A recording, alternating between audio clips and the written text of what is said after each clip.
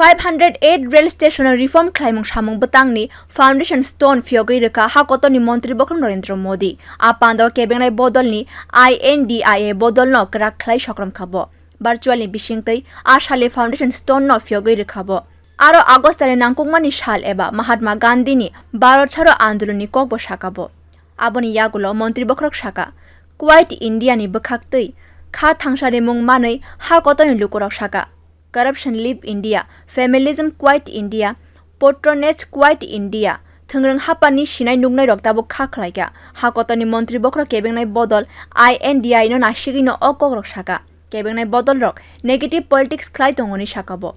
7 तारीख के एक दिन बाद 9 अगस्त आ रही है। 9 अगस्त वो तारीख है जब ऐतिहासिक क्विट इंडिया मूवमेंट की शुरुआत हुई थी।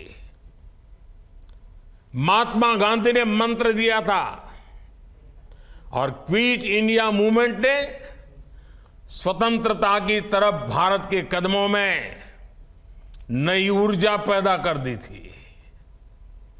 इसी से प्रेरित होकर आज पूरा देश हर बुराई के लिए कह रहा है क्विट इंडिया।